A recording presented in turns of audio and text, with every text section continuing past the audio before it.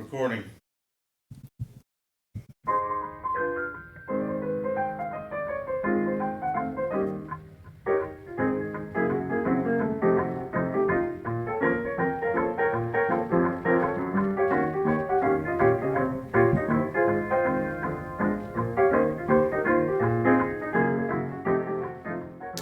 Hey, welcome back. It's Look, Mom, I'm on TV. And we're working out of the palatial Studio A of community television in Santa Cruz, California. And most of you probably expect to hear some music tonight, but we're jumping onto a new platform for a little change. Tonight we're going to have a couple of poets, great poets. So we thank Ricky Bill. He'll be opening, and then after that we have Greg Speed. Sit back, enjoy it, and remember, music and poetry are hand-in-hand buddies. Take it away, Rick. Frederick Douglass, 1852. What to the American slave is your 4th of July? Fellow citizens, pardon me, allow me to ask, why am I called upon to speak here today? What have I or those I represent to do with your national independence? Are the great principles of political freedom and of natural justice embodied in that Declaration of Independence extended to us? And am I, therefore, to bring you a humble offering to the national altar and to confess the benefits and express devout gratitude for the blessings resulting from your independence to us? Would to God both, for your sakes and ours, that an affirmative answer could be truthfully returned to these questions. Then would my task be light and my burden easy and delightful. For who is there so cold that a nation's sympathy could not harm him? Who so obdurate and dead to the claims of gratitude that would not thankfully acknowledge such priceless benefits? Who so stolid and selfish that would not give his voice to swell the hallelujahs of the nation's jubilee? I am not that man. In a case like that, the dumb might eloquently speak and the lame man leap as in heart. But such is not the state of the case. I say it with a sad sense of the disparity between us. I am not included within the pale of this glorious anniversary. Your high independence only reveals the immeasurable distance between us. The blessings in which you this day rejoice are not joyed in common. The rich inheritance of justice, liberty, prosperity, and independence bequeathed by your fathers is shared by you, not by me. The sunlight that brought light and healing to you has brought stripes and death to me. This 4th of July is yours, not mine. You may rejoice. I must mourn. To drag a man into fetters into the grand illuminated temple of liberty and call upon him to join you in joyous anthems were inhumane mockery and sacrilegious irony. Do you mean, citizens, to mock me by asking me to speak today? If so, there is a parallel to your conduct. And let me warn you that it is a dangerous copy, the example of a nation whose crimes, towering up to heaven, were thrown down by the breath of the Almighty. Bearing that nation in irrecoverable ruin, I can today take up the plaintive lament of a woe-smitten people. By the rivers of Babylon, There we sat down. Yea, we wept when we remembered Zion. We hanged our harps upon the willows in the midst thereof. For there they that carried us away captive required us a song. And they who wasted no required us of a smith, saying, Sing us one of the songs of Zion. How shall we sing the Lord's song in a strange land? If I forget the old Jerusalem, let my right hand forget her cunning.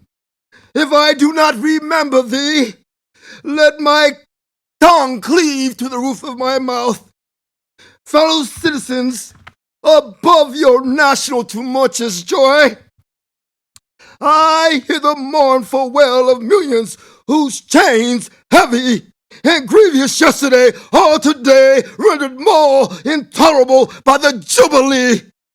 Shouts that reach them, if I do forget, if I do not faithfully remember those bleeding children of sorrow. This day may my right hand forget her cunning, and my tongue cleave to the roof of my mouth.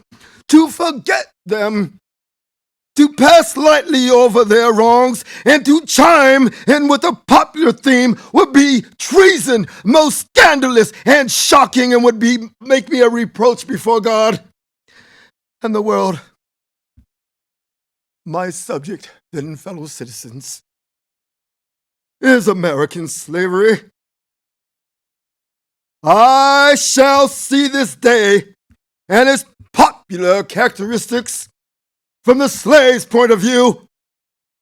Standing there identified with the American bondman making his wrongs mine, I do not hesitate to declare with all my soul that the character and conduct of this nation has never looked more blacker to me than this 4th of July. Whether we turn to the declarations of the past or to the professions of the present, the conduct of the nation seems equally hideous and revolting. America is false to the past. America is false to the present, and America will be solemnly false to the future. Standing with God and the crushed and bleeding slave on this occasion, I will, in the name of humanity, which is outraged in the name of liberty, which is fettered in the name of the Constitution and the Bible, which are disregarded and trampled upon, dare to call in question and to denounce with all the emphasis that I can command everything that served to perpetuate slavery, the great sin and shame of America. I will not equivocate. I will not excuse.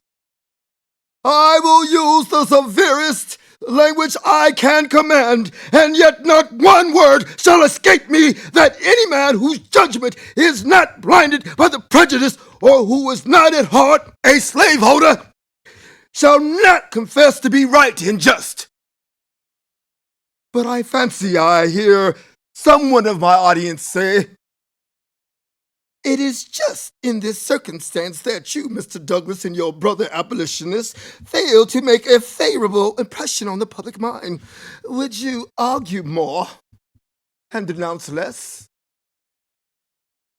Would you persuade more and rebuke less? Your cause would be much more likely to succeed.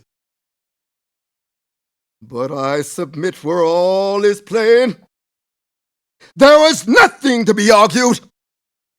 What point in the anti-slavery creed would you have me argue? Must I undertake to prove that the slave is a man?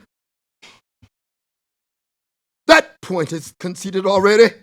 Nobody doubts it. The slaveholders themselves acknowledge it in the enactment of laws for their government. They acknowledge it when they punish disobedience on the part of the slave. There are 72 crimes in the state of Virginia which a black man will be put to death. Yet there are only 2 of those same laws that a white man is subject to. Oh. What is this?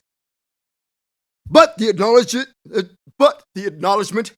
that a slave is conceded. It is admitted in the fact that Southern statute books are covered with enactments forbidding, under severe fines and penalties, the teaching of the slave to read and to write. When you can point to any such laws in reference to the beasts of the field, then I may consent to argue the manhood of the slave.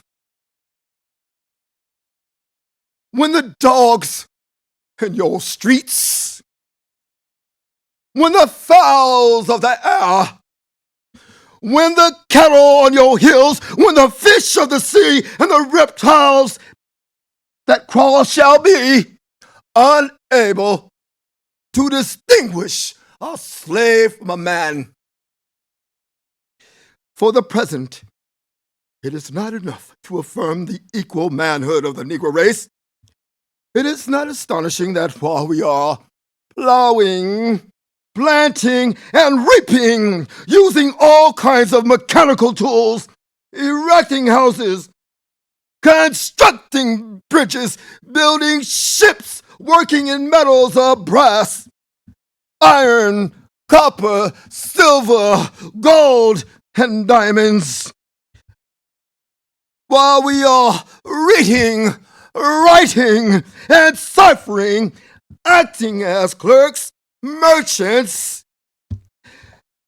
and secretaries, having among us lawyers, doctors, ministers, poets, authors, editors, auditors, and teachers, that which we are engaged in all manners of enterprise common to other men, digging gold in California, capturing the whale in the Pacific, feeding sheep and cattle on the hillsides, living, moving, acting, thinking, planning, living in families as husbands, wives, and children, and above all, confessing to the same God that you do. But yet, we are called upon to prove that we are men.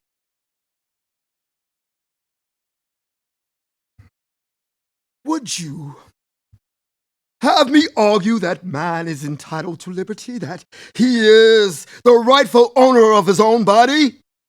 You have already decided it. Must I argue the wrongfulness of slavery?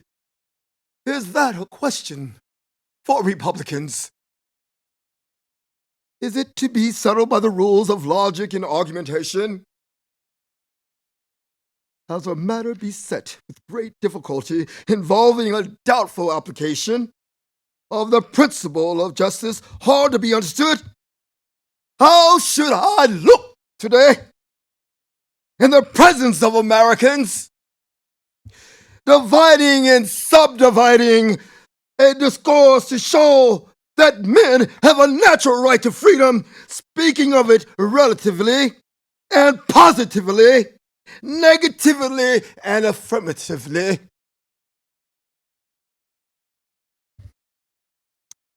To do so would be to make myself ridiculous and offer an insult to your understanding. There is not a man beneath the canopy of heaven that does not know that slavery is wrong for him. What am I to argue that it's wrong to make men brutes?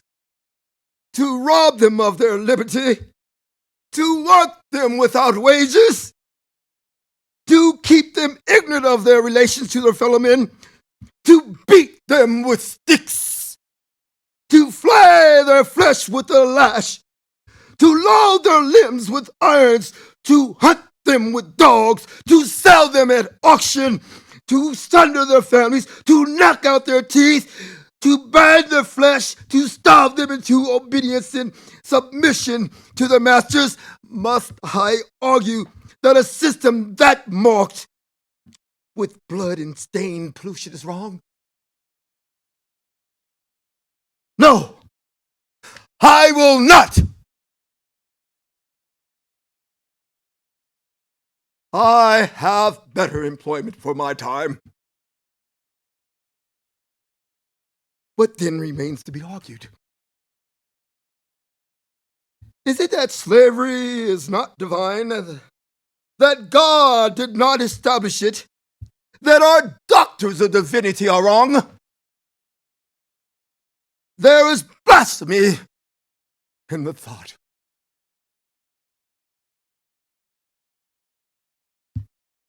That which is inhuman I cannot. The time for such argument is past. At a time like this, scorching irony, not convincing argument is needed. Oh, had I the ability,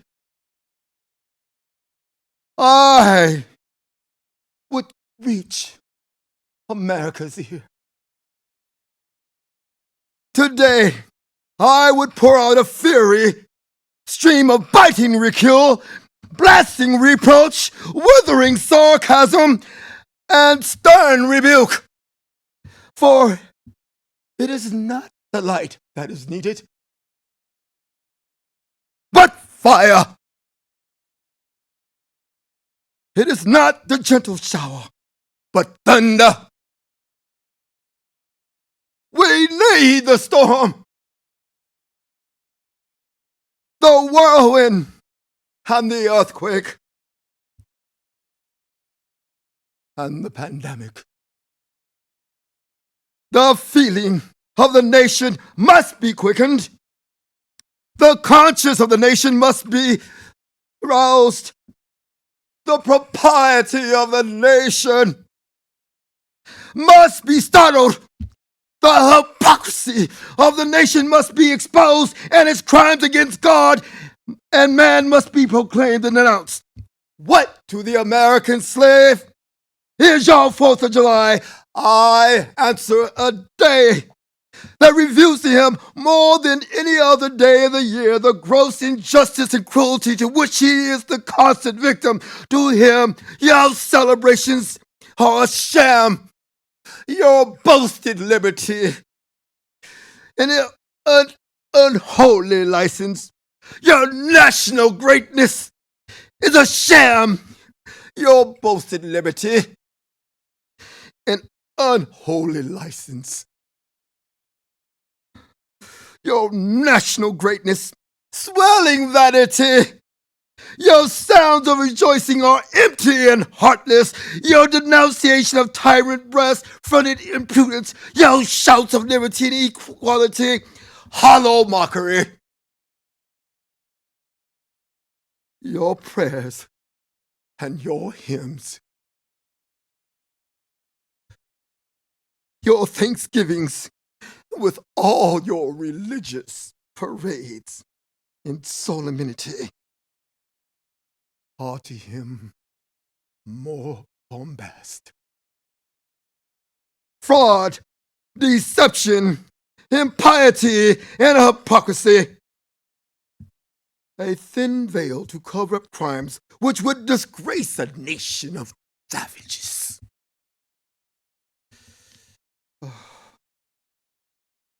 There is not a man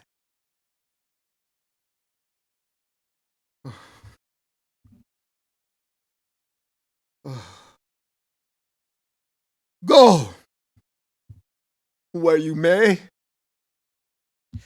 search where you will, roam through all the monarchies and despotisms of the old world, travel through South America, search out every practices of this nation, and you will say with me that for revolting barbarity and shameless hypocrisy, America reigns without a rival.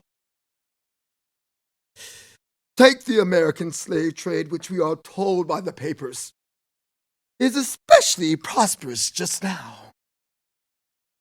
Ex-Senator Benton tells us that the price of men was never higher, more higher than ever before. He mentions the fact to show that slavery is in no danger. This trade is one of the peculiarities of American culture.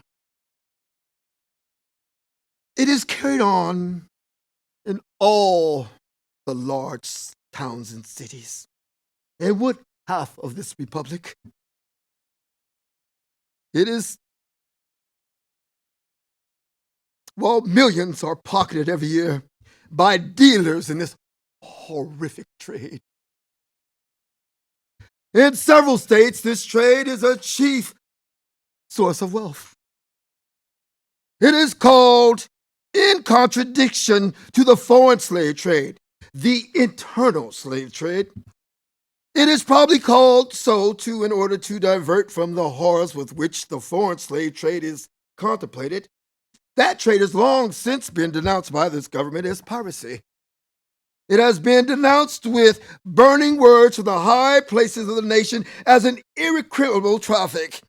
To arrest it, to put it into it, this nation keeps a squadron at immense cost on the coast of Africa to keep the slave ships from coming to America. As a most inhuman traffic opposed alike to the laws of God and man. The duty to extirpate and destroy it is admitted, even by our doctors of divinity. In order to put it into it, some of these laws have consented that their colored brethren, nominally free, should leave this country and establish themselves on the western coast of Africa. It is, however, a notable fact that while so much exaggeration is poured out by America upon all these engaged in the foreign slave trade, the men engaged in the slave trade between the states pass without condemnation, and their business is deemed honorable. Behold the practical operation of this internal slave trade, the American slave trade, sustained by American politics and American religion. Here you will see men and women reared like swine for the market. You know what a swine drover is? I will show you a man drover. They inhabit all our southern states. They perambulate the country and crowd the highways of the nation with droves of human stock. You will see one of these human flesh jobbers armed with pistol, whip, and bowie knife, driving a company of 100 men, women, and children from the Potomac to the slave market in New Orleans. These slaves are food for the cotton field and the deadly sugar mill. Mark the sad position as it moves warily along, and the inhuman wretch who drives them. Hear his savage yells and his blood-curdling oaths as he hurries on his affrighted captives. There, see the old man with locks thinned and gray. Cast one glance, if you please, upon that young mother whose shoulders are bare to the scorching sun, her briny tears falling on the brow of the babe in her arms. Say, too, that girl of 13, weeping, yes, weeping, as she thinks of the mother from whom she has been torn. The drove moves tardily. Heat and sorrow have nearly consumed their strength. Suddenly, you hear a quick snap, like the discharge of a rifle. The fetters clank and the chain rattles simultaneously. Your ears are saluted with a scream. Ah! That seems to have torn its way to the center of your soul. The crack you heard was the sound of the slave whip. The scream you heard was from the woman you saw with the baby. Her speed that faltered under the weight of a child in her chains. The gash on her shoulder tells her to move on. Follow this drove to New Orleans. Attend the auction. See men examined like horses. See the forms of women rudely and brutally exposed to the shocking gaze of Americans. See this drove sold and separated forever, and never forget the deep sobs that arose from that scattered multitude. Tell me, citizens, where under the sun you can witness a spectacle more fiendish and shocking. Yet this is but a glance of the American slave trade as it exists in this moment in this ruling part of the United States. What to the American slave is your 4th of July?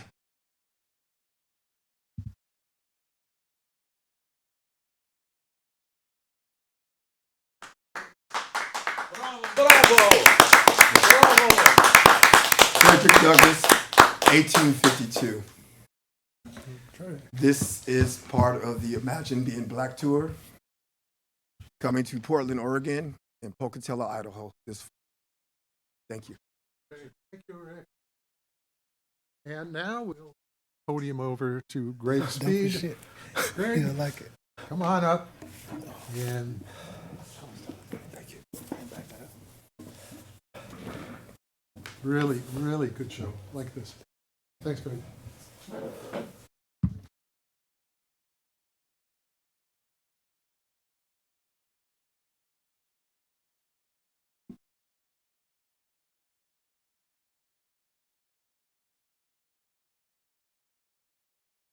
Thank you, Mr. Bell. That was amazing work. I will be reading a few poems. Poets. Still smoldering, we no longer collide upon impact. Now we collect embers to use as our jet fuel, fuel for the rainy days ahead. We collect embers now. Waiting to be released, released on rainy days, erasing dark clouds away, impact guaranteed, suddenly. The scorched pages we leave behind are hidden no more. Smoldering still are the pages, once touched by the poets.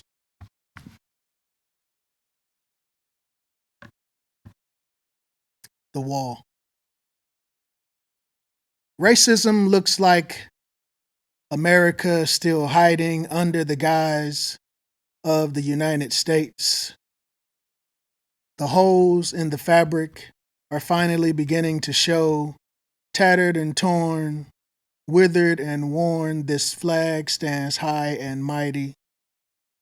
As justice and equality are rare occurrences in this land of the free. If these walls could talk, they'd ask questions like, are we really the land of the free? If so, Why have we caged ourselves in? Exactly who are we afraid of if we're the one most powerful nation? If these walls could talk, they'd scream with woe words like desperation at America's newest forms of forced segregation and separation, a desperate attempt at mind control, therefore a representation of superiority, with its steel gates of shame, as shameful cages and fences are being built, and it's not make-believe. Steel bars all reinforced, separating us from them, but the question still persists. Who are they separating us from? Do they know that the walls can be overcome? Don't they know that all of the walls eventually crumble? How can we be free while living our lives boxed inside of useless categories? If these walls could talk, would they ask or answer any of these questions? The wall.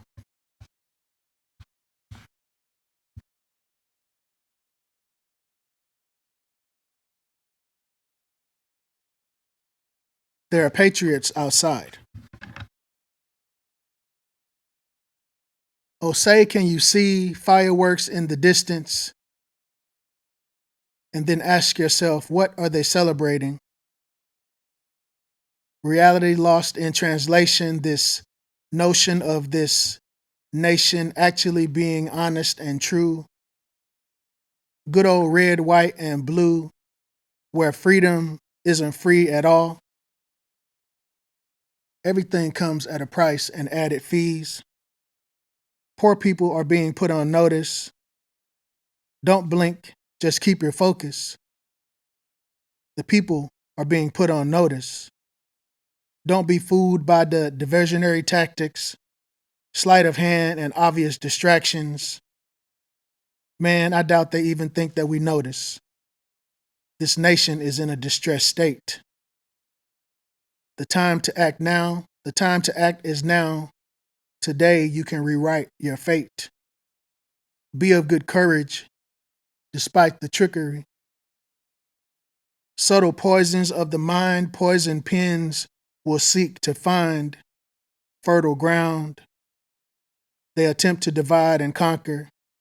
Bodies and hearts will all fall in the gutter.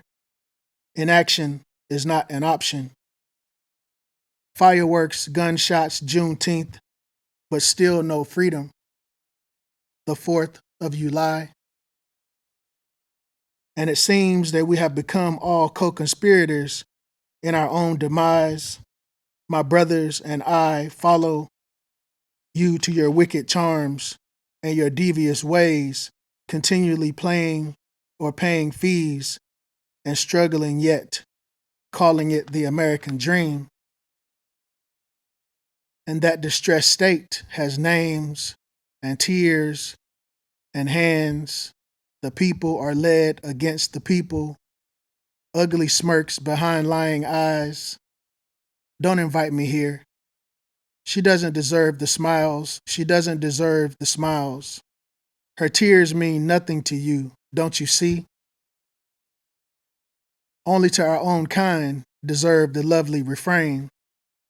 Except what is here, all that you see, none of what you read is real.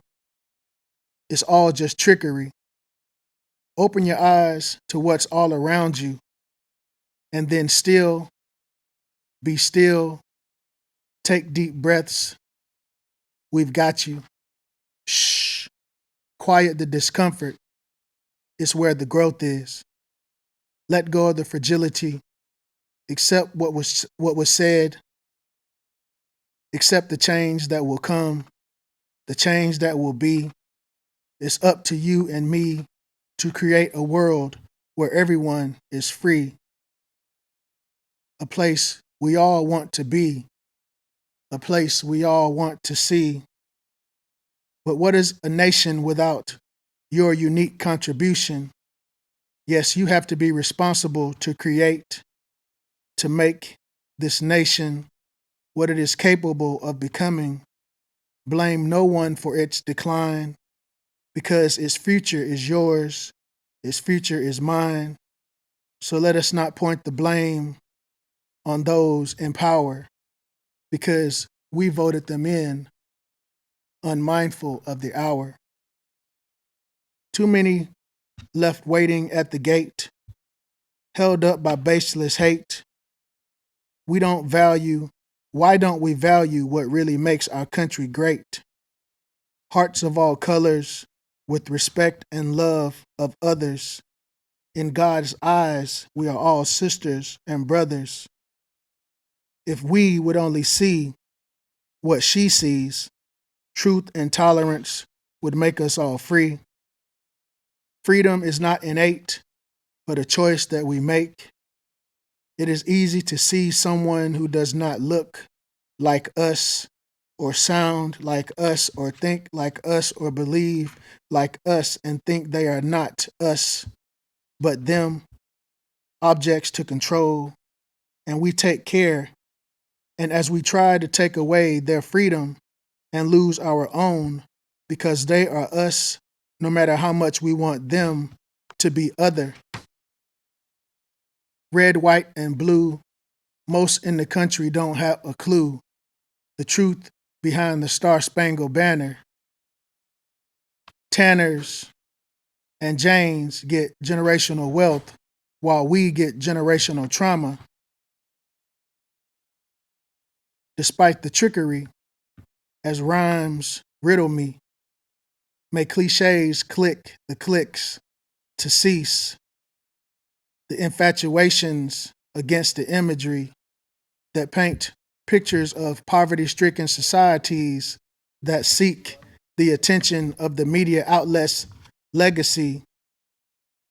That's more of a forsaken fallacy, blindsided by the realistic realms of reality, creating a shift with color schemes that are systematic with the division, pretenses of red representing bloodshed, nonsense navigating the nooses that hung with the stars. If you think the blue skies ever experienced the breath of the rebels that bleed, with wings on the threads flying high off the white sheets of that flag, facing formations of freedom instead of blatantly breaking bread, perhaps the peasants were placed in position of power to play the master instead. Composition of the unwritten rough draft of the to be continues, reflecting in stages of what's being said prior to the evolution's relevancy to being related to what's currently not being read. Just lift up your head and lift yourself up by your own bootstraps if you can afford boots. This new American history attempting to erase our story, inhumane crimes being committed, all in the name of religion, all for the love of power. Never mind freedom of the people. Their mind control is definitely lethal. When will we all be equal? When will we all be equal? When will freedom ring? Just lift yourself up. The American dream. Am I dreaming? To dream while eyes wide awake, and not just during the daytime. We are no longer sleepwalkers or victims challenged by our race. We are the new black superheroes walking within our own greatness, with our light shining the brightest. Now, can you picture this place being brave or great without us? My country, 'tis of thee, sweet land of liberty. It is always about your hypocrisy that we speak, and the lack of freedoms given, the lack of respect and responsibility for the atrocities, hateful acts, and killings, still striving for acceptance while struggling, while we still dream whilst wide awake, America surely knows its fundamentals of thinking and systems are flawed. Yet and still, America attempts to paint itself as picture perfect in the eyes of the people. Now, if you can sit back and imagine that, the American dream often embodies cowards and thieves walking around carrying flags representing freedom, proclaiming ownership of stolen land as the original man was castrated and or hung. Those red-blooded Americans chanting angrily and becoming mad at those of us who've clearly seen through the smoke screens of injustice in America. Our history isn't just black. It's actually all-encompassing and innately a human experience. We just simply need our reciprocity for our contributions to building up America. Yes, building America from the ground up, even as it has attempted to break us down. The black woman was used as a concubine and also being given the task of babysitting, breastfeeding, and raising the white children.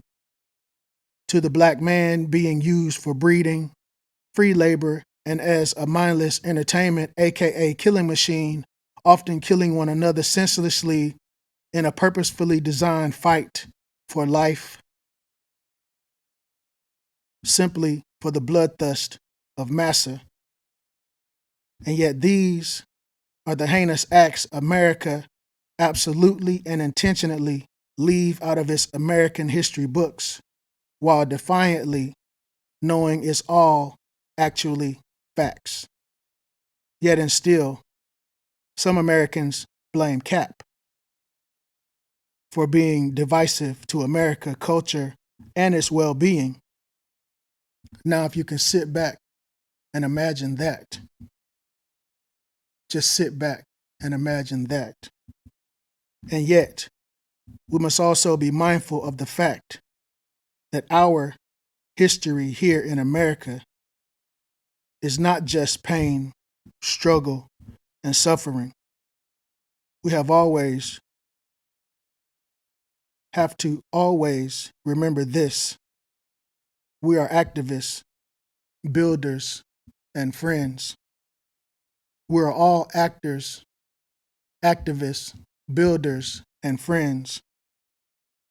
A chosen people, children, women, men, because it's all about the love that paves the way to a brighter and more beautiful day. This poem is endless. This poem is to be continued. Thank you.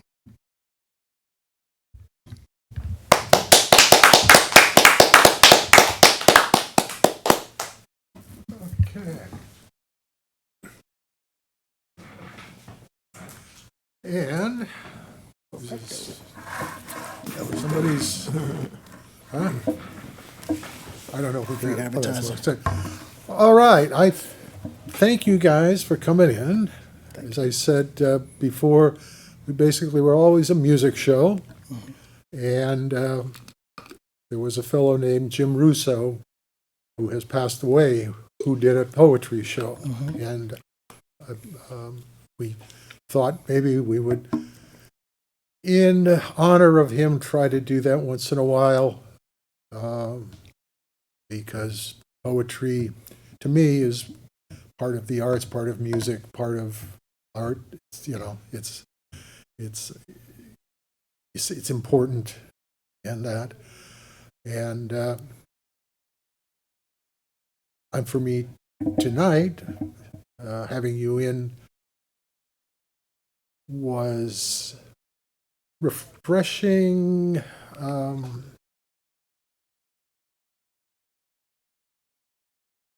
Opening small windows,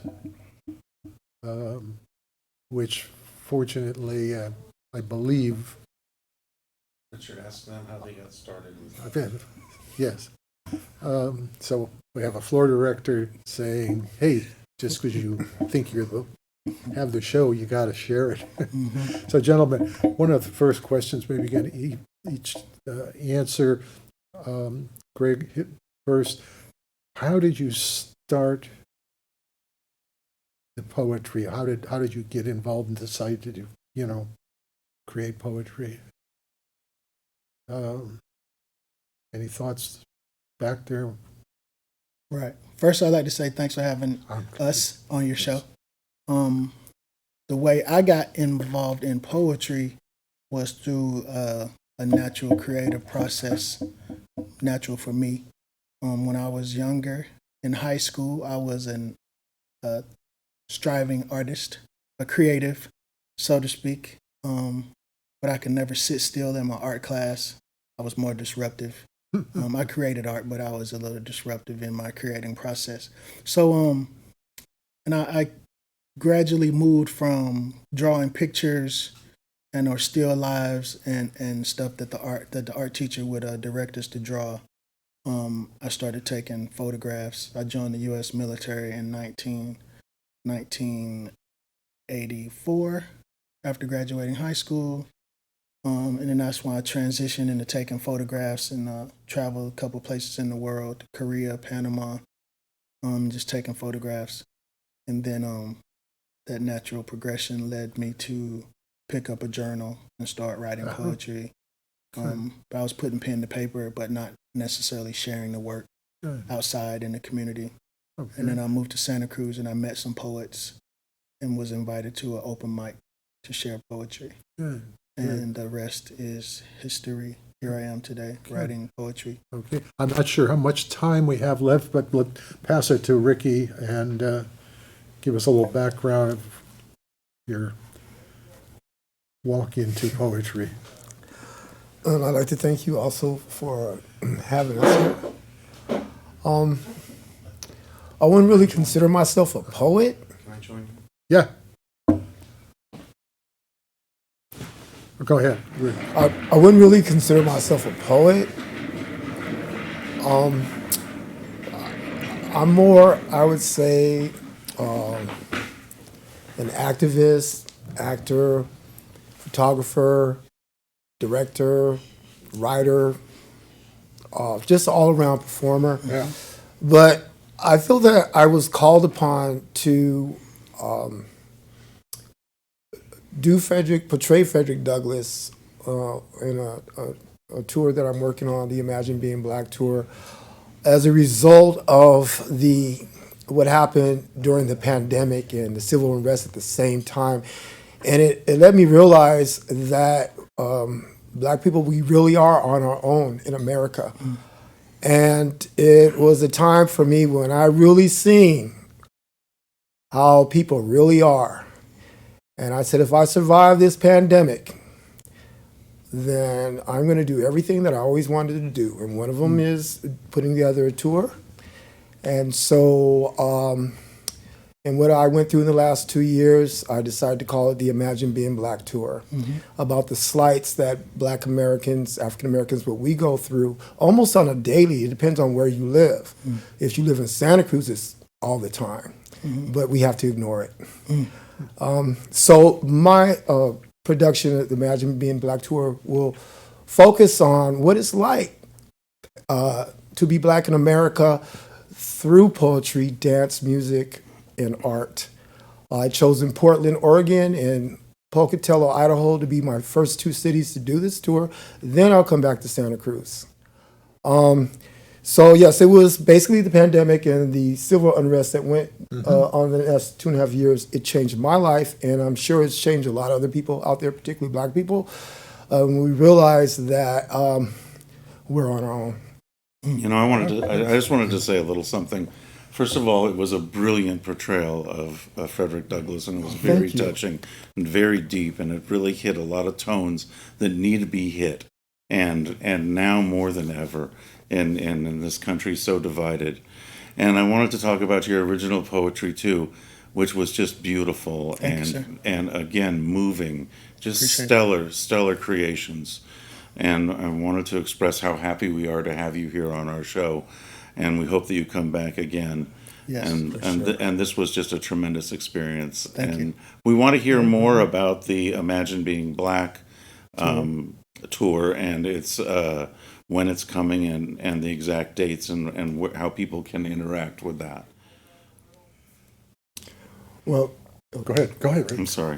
you can, if you like to help financially back it, you can hit me up at where Rick at on Instagram. Where Rick Where- at on On Instagram, if you can make a donation, and every bit of that will go straight to this project. So don't forget, what is it again? Where Rick at? Where Rick at? Where Rick at on Instagram? Yeah. You want to be a part of this Imagine Being Black tour, you want to help out, volunteer, or donations, please hit me up on where Rick at, because I'm going to need a lot. Yeah. May I repeat? We don't have the up on the screen. So WHEREATRICK. Where Rick at? Where Rick, Rick at? at. AT or the AT. sign? At. AT. AT. Yes. Where Rick at? Okay. Instagram. That sounds good. Thank you. Do you? I'm thinking about young people, okay, and that's to me being old people. I think a lot about young people, partly because I want to be one again, but I can't be. But they are so important, and when you are working, performing, or whatever you're doing, what do you have a feeling from the young people that they are absorbing the message or the information that you are providing, or are they caught up in their own world and that? Does that make sense as a question? It's both. Huh? Yeah, they listen, but they're caught up in their own world. Yeah. So you will, what they say, 6 of one, half a dozen of the other. So yeah, they're definitely listening, but they're definitely focused on what's behind you and not necessarily you. So it's always a catch-22. But if you can catch the ear of one or two people, then your mission is complete. Yeah. Because those one or two people are going to pass it on to someone else. It might take a while, but the work is still there to be done. The work is there. Yes. A The work comment is on there that, Rick? to be done. Yes.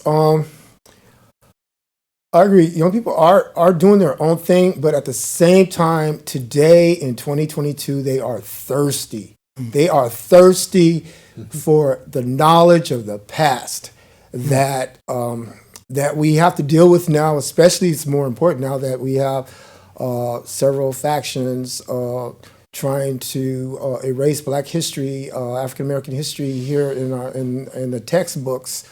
So it's important that artists, that we reconnect with our roots, with where we came from. And I feel that young people really want that. I mean, they love the hip hop and the R&B, and I love it too because I was a rap promoter for many years. But I feel that I have to go out of my way as a performer to go back to the basics and recognize great artists from the past in order for us to go into the future, because in the present, they're trying to stop the past. So I feel that we need to let these young people hear it, whether they like it or not. It's facts, and that's what was going to save us in America, is dealing with facts, not fantasy. Yes. Yes. Yep. No, I agree. And for me, at this point in time, in the United States and in the world,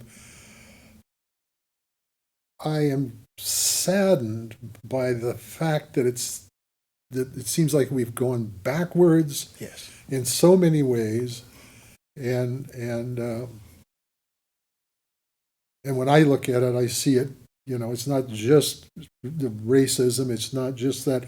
It's just the splintering back of trying to splinter into little groups that can cling to some mantra or something and shut everything else out, and everybody is there. And yes, You heard what Frederick Douglass said, dividing and subdividing Americans. That's what's happening today. Yes. The subdivision and dividing of Americans. Just 2 years ago, we weren't thinking like that. 3 years ago, 5 years ago, we weren't thinking like that. 10 years ago, we thought we had it. Everything was lovely. yeah, Everything changed in the last 2.5 years. The pandemic really showed what American government in politics and religion is really about. yeah. It is tough because you go through, as I said, I'm older. Go through the '60s, the age of kumbaya and all that. But this belief that somehow we were making a positive change, that we were pushing the big ship over in the right direction. Yes. And 30 seconds to for credits. 30 seconds. And it worries me now that has slipped away in very just things like when I look at Roe versus Wade as one of them. What is it? What's with that? And the thing that in your performance, a person has a right to their own body. So it's some of that stuff. It just covers so much more than the smaller parts. But anyway, the best we can do is hope for the best and try to keep ourselves aware and appraised of what's going on and make sure our values hold to a true course and that. Okay. Well, I don't know if they shut us off, but the credits are rolling, so thank you again. Thank you. And Thank you. I hope the people who are watching will enjoy this. As I said, Yes. they're looking for music, and I like music, so Next We time. like music as well. yeah. Oh, So, yes. Yeah, we bring in musicians next time. Yes. if you if you got some some We got people some. that play and want to just